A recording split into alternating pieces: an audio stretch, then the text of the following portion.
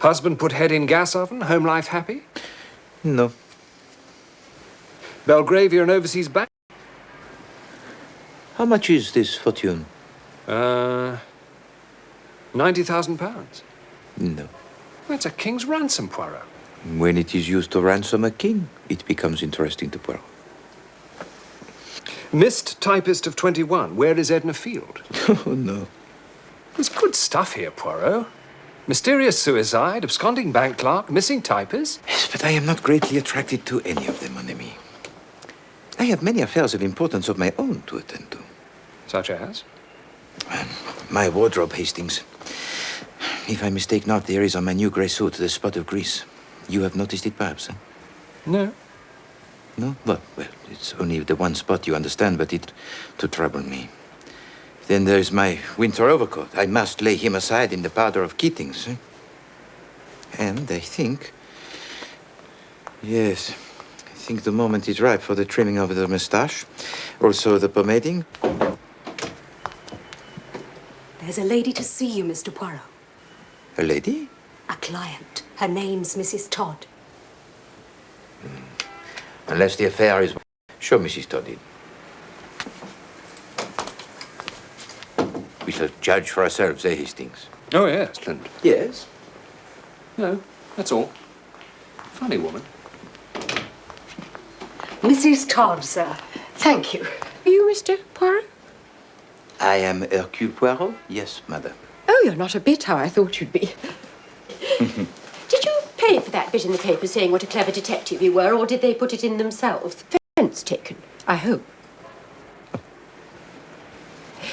I'll tell you what I want you to do for me. I want you to find my cook.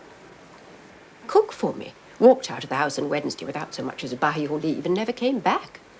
I am sorry, madame, but I do not touch that particular kind of business. Well, let me tell you, Mr. High and Mighty Poirot, a good cook's a good cook. And when you lose one, it's as much to you as pearls out of some fine lady. Madame, you are in the right and I am in the wrong. Your remarks are just and intelligent. This case will be a novelty, Hastings. Never before have we hunted a missing domestique. Truly, here is the problem. Where do you reside, Mrs. Todd? 88 Prince Albert Road, Clapham.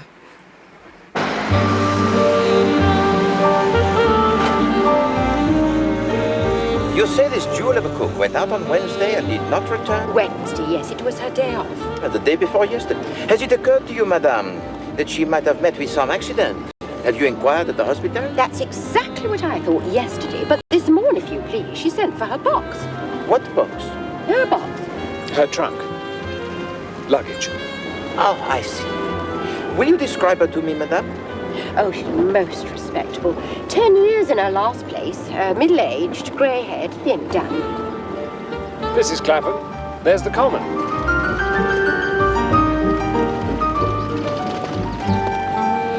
Chum. You had no disagreement with her on Wednesday, madame? No, that's what makes it all so queer. How many servants do you keep? 2. Miss Dunn and the house parlour maid, Annie. There we are. There's 88. All right, driver.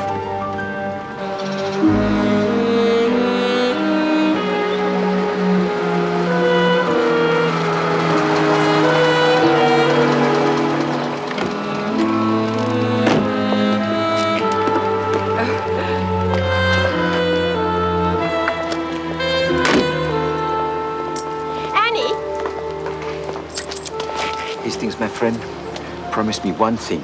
What's that, Poirot? Never, but never must Chief Inspector Japp hear that I investigated such a case.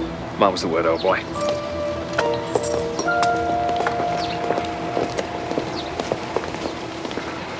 Now, Annie, this gentleman's a detective. He wants to ask you a few questions.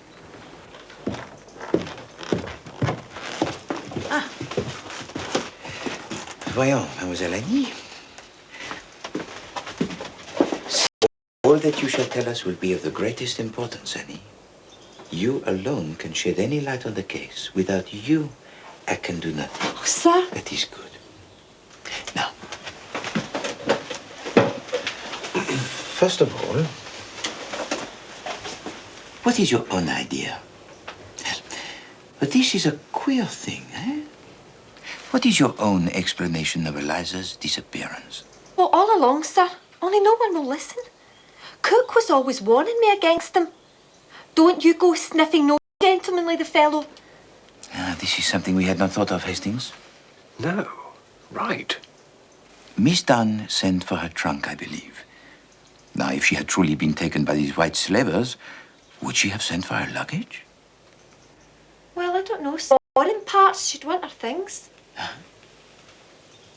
Who came for her trunk, Annie? The carrier, sir. That is interesting. That shows that when she left the house on Wednesday, already she determined not to return. You see that, do you not? Dad. No. Tell me now, Annie. What was the very last thing Eliza said to you before she went out? She said, if there's any stewed peaches left over from the dining room, we'll have them for supper. And a bit of bacon and fried potatoes. Mad over stewed peaches, she was. I shouldn't wonder if that wasn't the way they got her. Got. The white slavers. Ah, the stewed peaches. Quite. Thank you very much, Annie. You have been most helpful.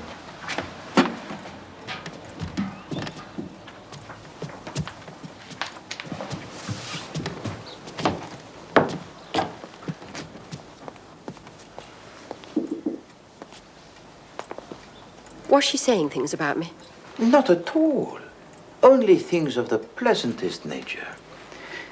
But for a woman of your intelligence, madame, it would be tiresome to bear with patience the roundabout methods we plodding detectives have to use.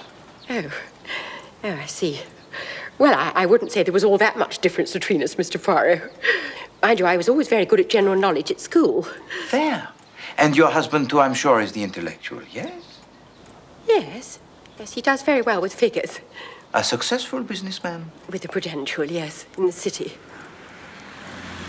What about the other inmates of the house, madame? Oh, you mean Mr. Simpson, our paying guest? What is his profession, madame? Oh, he's in business too. Is he? 28, I believe. He's a nice young fellow. Well, they're both... Well, my colleague and I will take a turn on your famous common for 1 hour.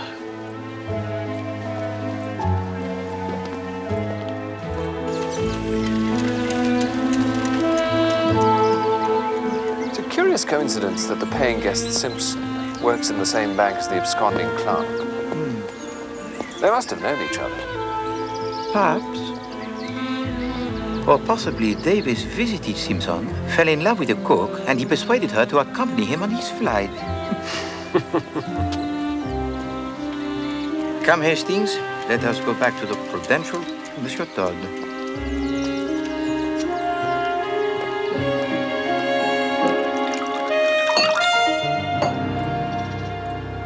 I've heard of you, Mr. Poirot, haven't I? It's possible, Monsieur Todd. Oh, yes.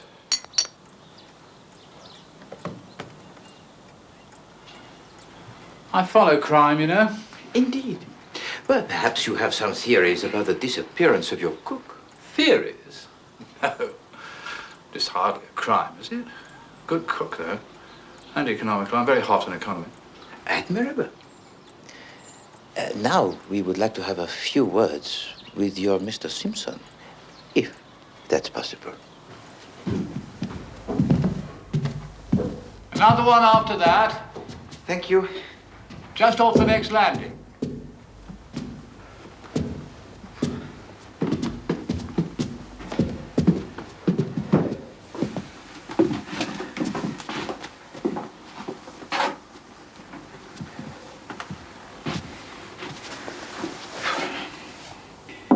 Mr. Simpson? Hold on.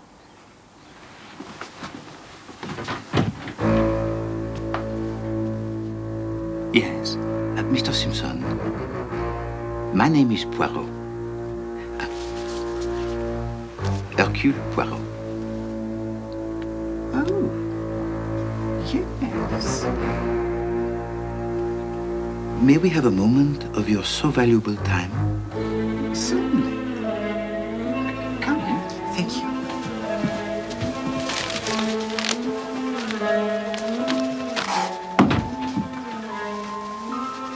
Mr. Simpson, Mrs. Todd has engaged me to find Eliza Dunn, the cook. Oh? Where is she? Well, that is what we do not know, monsieur. You know her, of course. Well, I must have met her, I suppose. Well, it would seem that Miss Dunn has not been seen since Wednesday. Did you see her on that day? I don't think so. I don't know. You were at work as usual on Wednesday? Yes? Well, thank you, Mr. Simpson. It was most kind of you to spare us the time.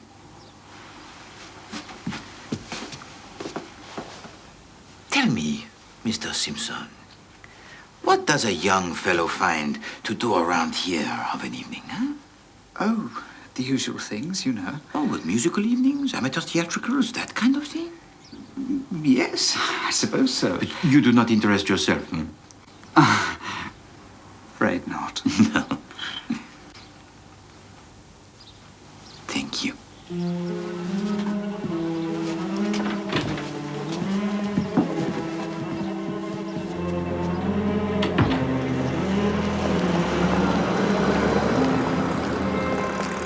I think that husband's got something to do with it. To do with the missing cook? There's something about him I don't trust. Merely because a man does not offer you a drink, Hastings, does not mean that he is necessarily guilty of other crimes.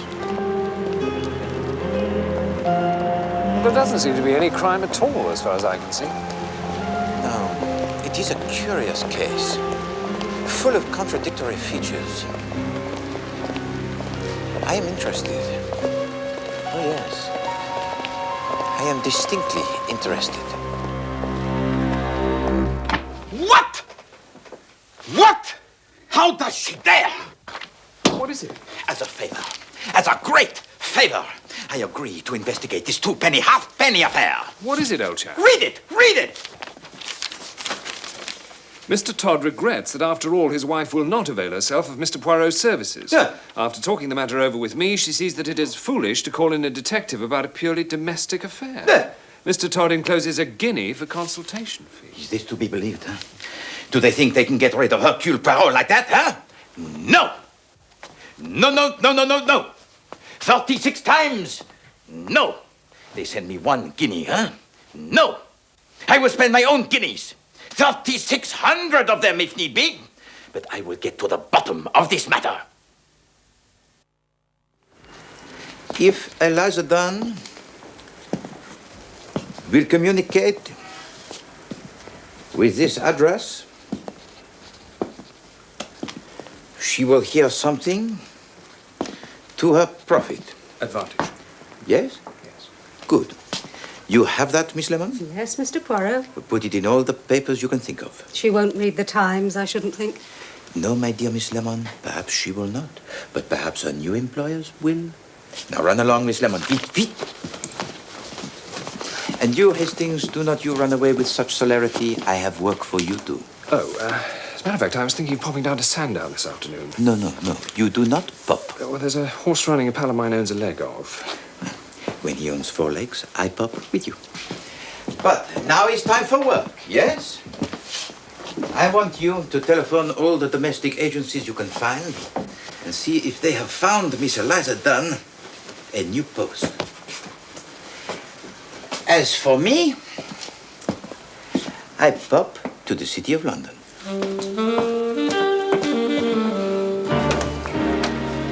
And Mr. Simpson was at work as usual on Wednesday? Oh, yes, Mr. Simpson is an excellent timekeeper.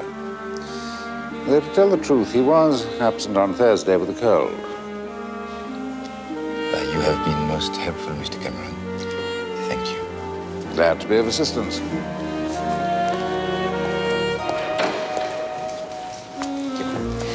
It is an unfortunate occurrence, this business of Davis absconding. Oh, you read about that, did you? Well, one could scarcely miss it. Well, the newspapers love scandals about banks. That is human nature, Mr. Cameron. But it is comforting for us mere mortals to know that banks, too, have their difficulties. Again, I thank you, monsieur.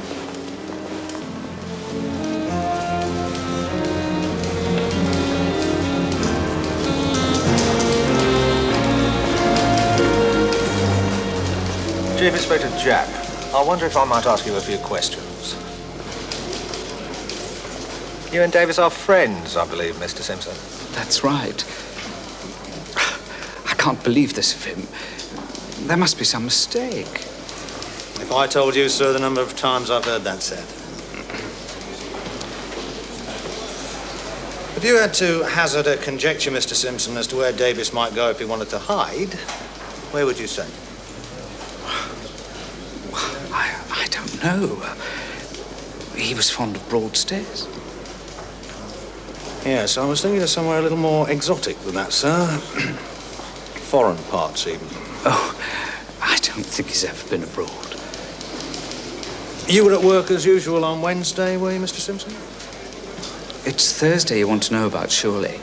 And I was away on Thursday. No, Mr. Simpson.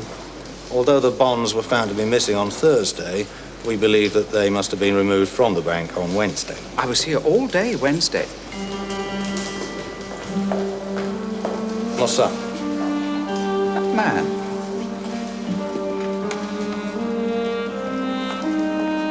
What about it? He was at my diggings yesterday. Was he, by George?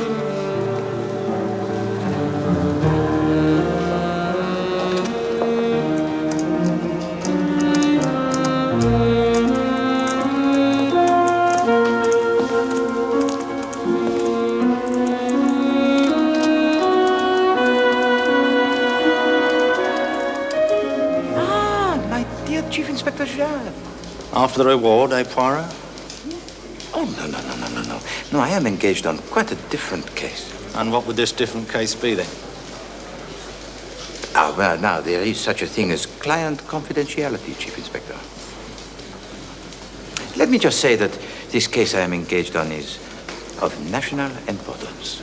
Well, I'm glad to hear it, Poirot. Someone was trying to tell me you'd gone into the missing domestics business. No, I said. Not Poirot, I said. Hard times or not, he wouldn't fall that far.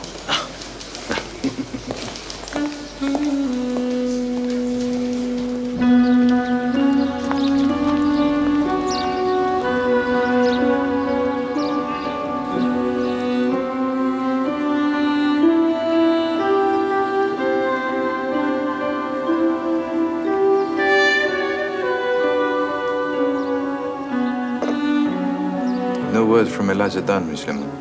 No, Mr. Poirot.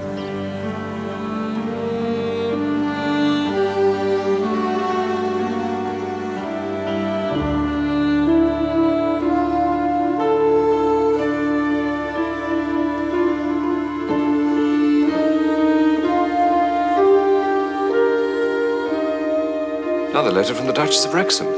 No. She sounds desperate. No.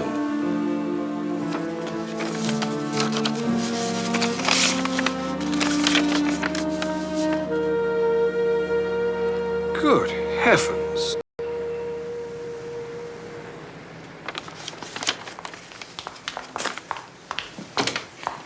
Mr. Poirot. Yes, Miss Lemon, yes. There's a letter, sir. A letter from Eliza Dunn. There! Did I not tell you, Hastings? And you try to waste Poirot's time with the duchesses. Well, I only thought... You must learn, my friend, the patience. Read it to us, Miss Lemon. Dear sir or madam, ref your ad in the paper. I already got my legacy, if there's some mistake. Yours truly, Eliza Dunn, miss. P.S. Thanks all the same for your trouble. What does she mean, legacy? We must talk to this woman at Fell Cottage, Amdale, Keswick. Keswick?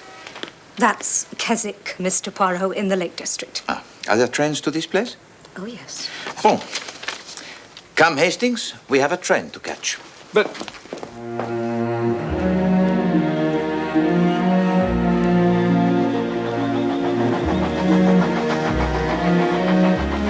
Hastings. Not a building in sight. Not a restaurant. Not a theater. Not an art gallery. A wasteland. I thought you liked the country. But this is not the country, my friend. The country is full of trees and flowers and public houses. This is a desert. I don't know why we've come all this way anyway. You found the cook. No, the cook is but the beginning of the story, Hastings. We are on to bigger things.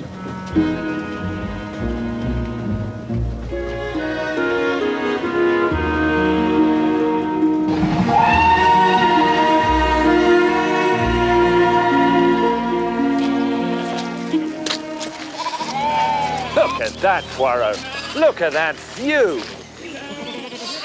Yes, well, views are very nice, Hastings.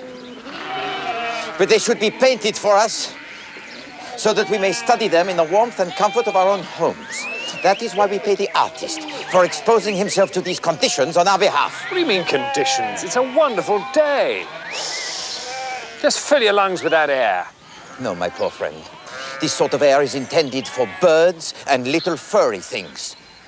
The lungs of Hercule Poirot demand something more substantial. The good air of the town. Fell cottage, I perceive.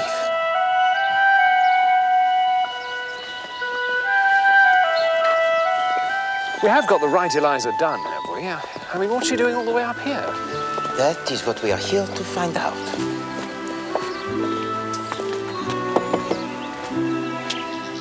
Wonderful position.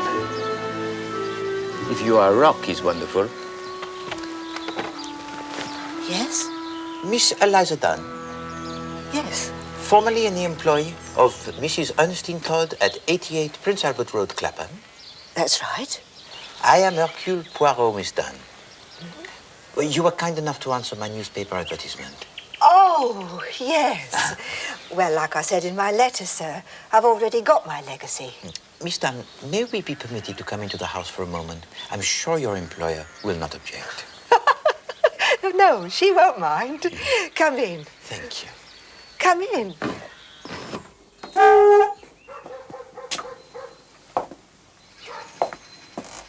The reason I laughed, sir, I'm sorry, is I don't have no employer, see? This is my house. Oh, Miss Dunn, forgive me. That's all right, sir. You wasn't to know. This is part of my legacy, see? Oh, sit down, do. Thank you.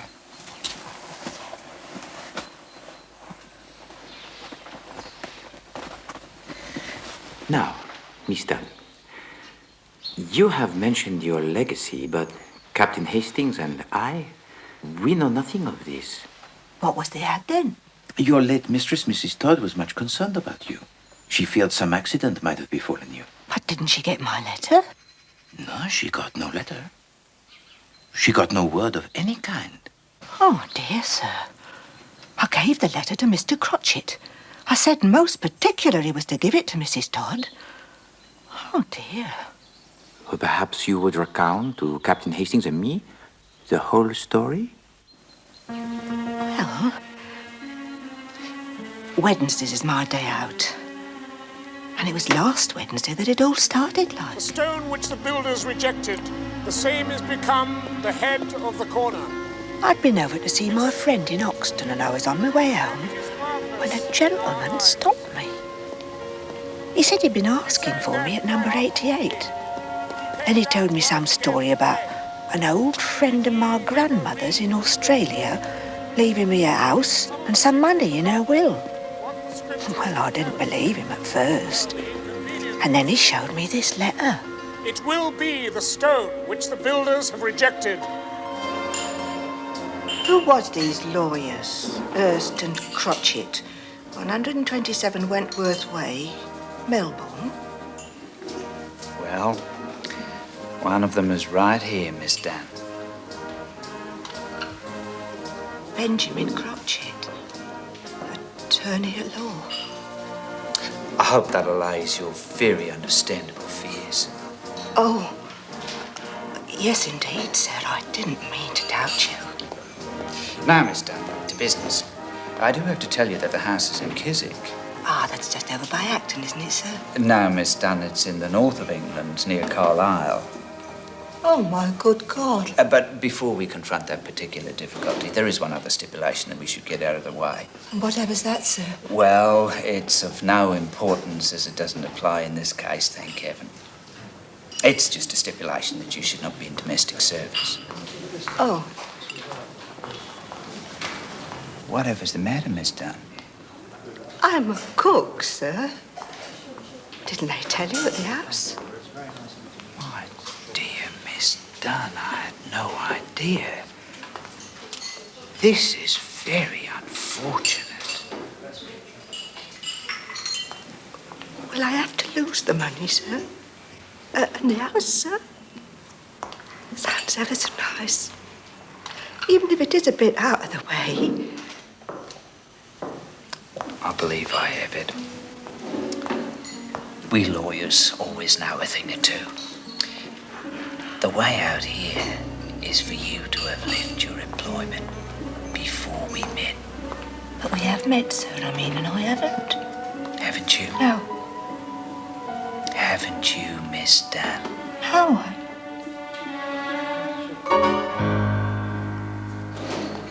Oh, I see. Yes.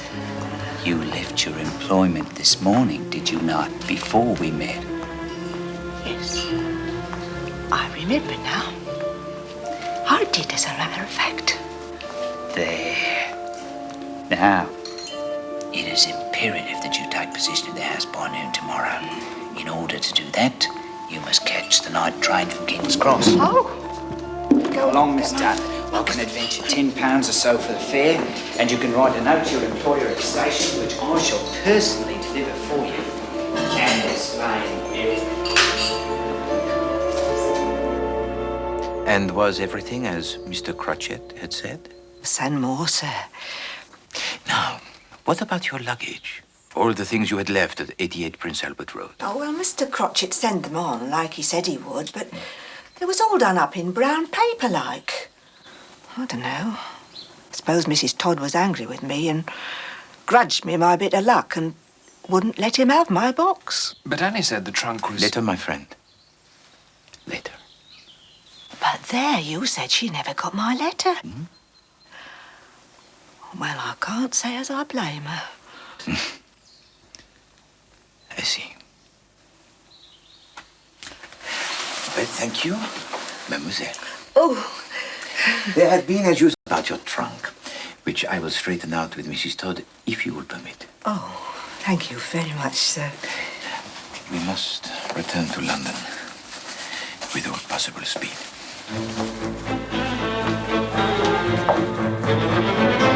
Is there nowhere you can contact the Chief Inspector Japp?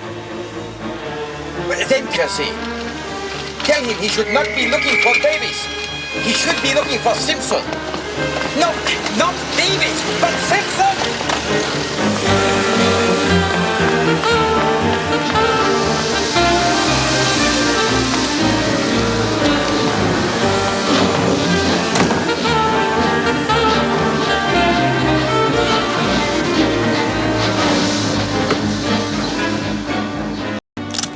Thank you. Thank you. Thank you very much. Why should Japp want Simpson all of a sudden? What's Simpson to have done? Hastings, my friend, the little grey cells are not working today, huh? They take a little vacances, huh? It's to do with this Eliza, isn't it? No. We have moved beyond the petty sphere of cooks from Clapham, Hastings. Then it's something to do with this Australian fellow. There is no Australian fellow. Yes, there is. She told us about him. Do you remember when we interviewed Simpson? Interviewed Simpson? No. In his little room at the house in Clapham. Oh, right, the lodger, yes. Do you remember I asked him if he took any theatricals? Yes, I do, as a matter of fact. Why do you think I asked him that? Well, making conversation, I suppose. I asked him that because he had recently been wearing a false beard. He had a tiny trace of gum arabic in his, what do you call it here? Sideburn. Sideburn, yes. Do you see? Oh, right, yes. Bon.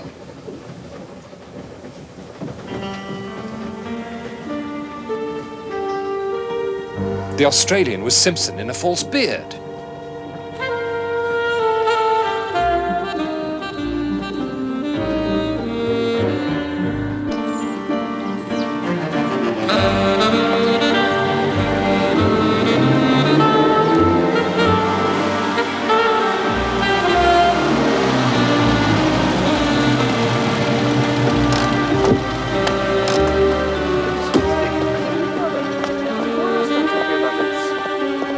Hey!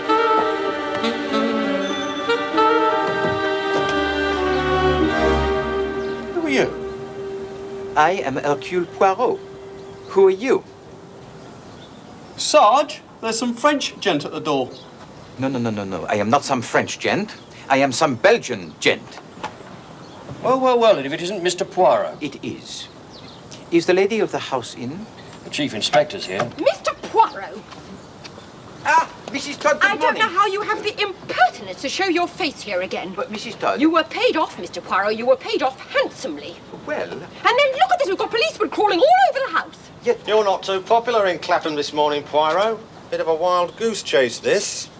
As far as we can ascertain, this Mr. Simpson of yours is a perfectly respectable young bank employee who happens to have gone home to his family. We have the Shropshire Constabulary checking that at the moment. I only wanted to ask... No. Well, perhaps you'd be interested to know... No, I wouldn't. Good day, Mr. Poirot. Poirot?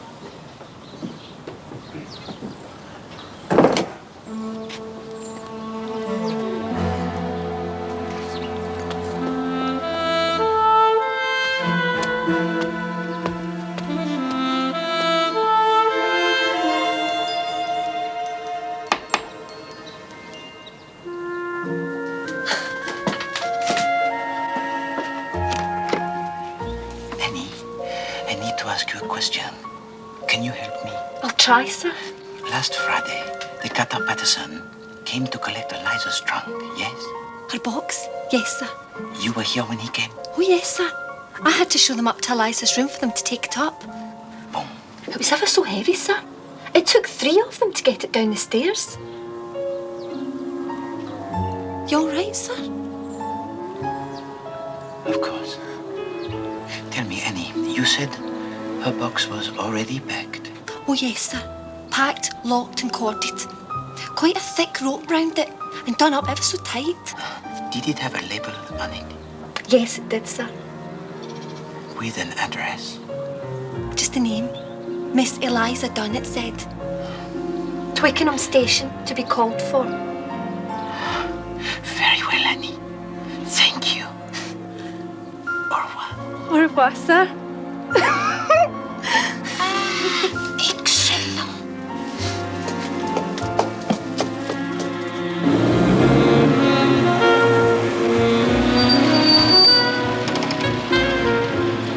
Then why would Crotchet want to perpetrate such an elaborate hoax? Ah, that is a very good question, Hastings.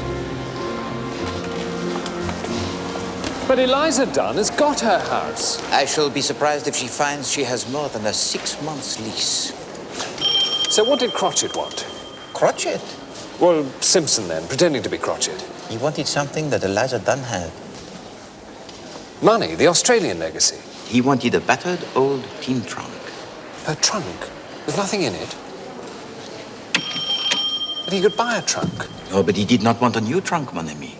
He wanted a trunk of pedigree. A trunk of assured respectability. Now look here, Poirot. What would Simpson want an old trunk for? To put the body in, of course.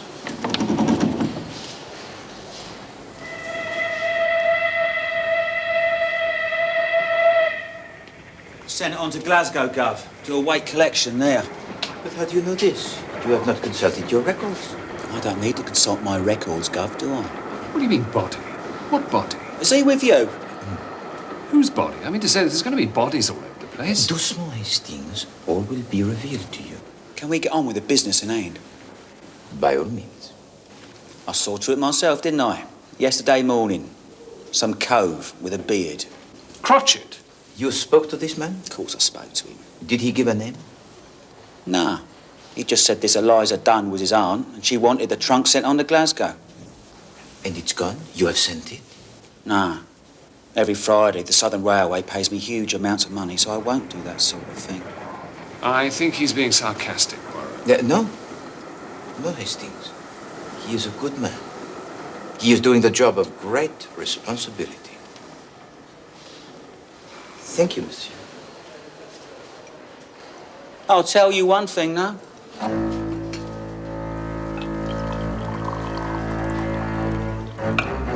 And what is that, monsieur?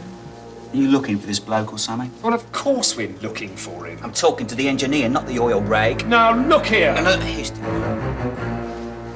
What is this one thing you will tell us, monsieur? All right. I'll tell you.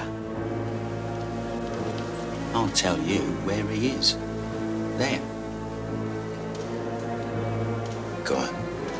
Well, at least where I think he is. Ah, a bit less sure now. I bet he is. I bet he's where I say. And where do you say?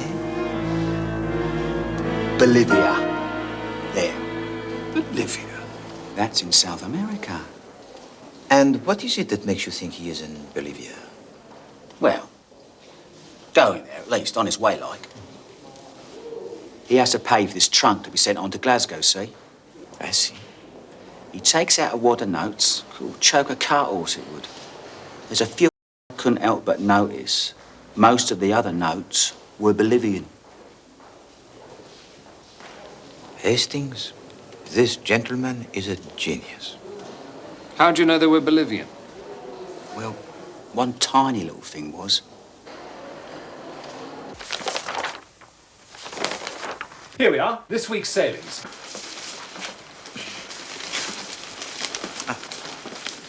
Nothing for Bolivia today. Bolivia is a landlocked country, Hastings. Ah, that explains it then. One sails to Buenos Aires and goes by train from there. What a lovely name. The SS Novonia from Southampton at 1 a.m. Well, let's go then. Are we looking for Simpson? Or the trunk? Simpson, of course. The trunk is in Glasgow. But first...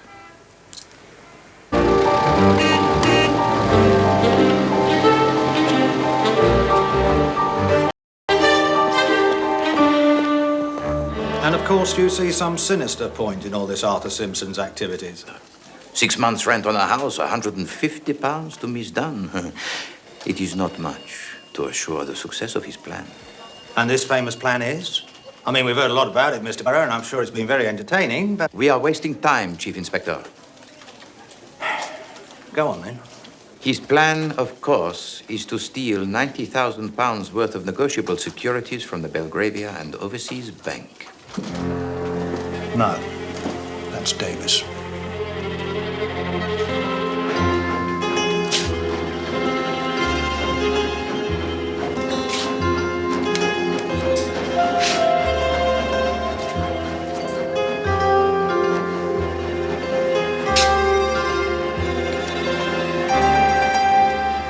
Here it is, Sergeant.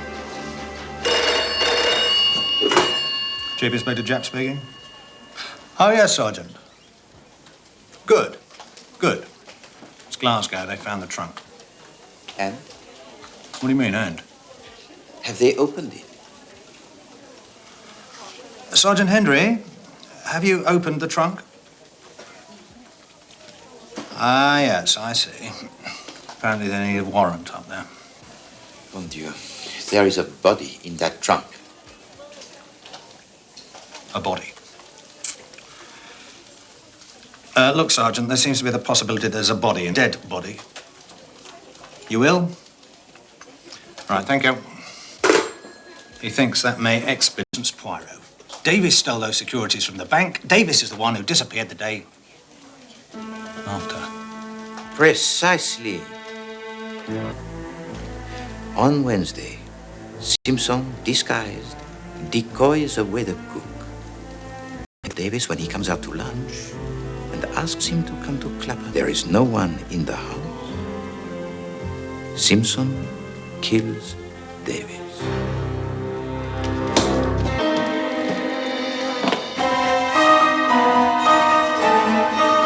The one difficulty for a murderer is the disposal of the body. And that is why Simpson wanted the trunk of Miss Eliza Dunn.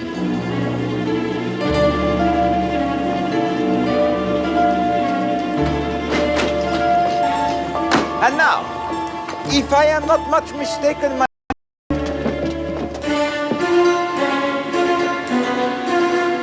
have I got something wrong? I am wrong. Officer, where does the Queen of Heaven sail from tonight? Why, from Pier 5, sir, over there. Poirot, where are we going? The Queen of Heaven sails for Caracas tonight. I remember what I saw on the banknote was not Bolivia. What was it then? It was Bolivar. And the Bolivar is the unit of currency in Venezuela. Our friend is on his way to Venezuela.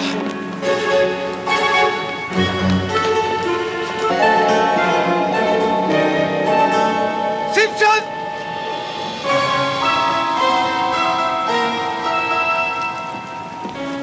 Stop that man!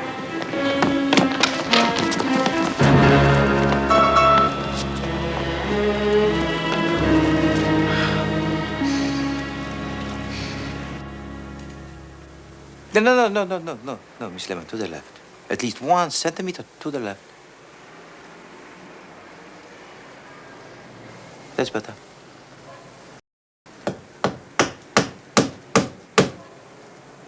Voila.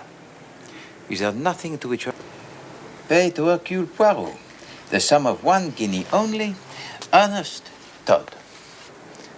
A disappearing domestic at one end.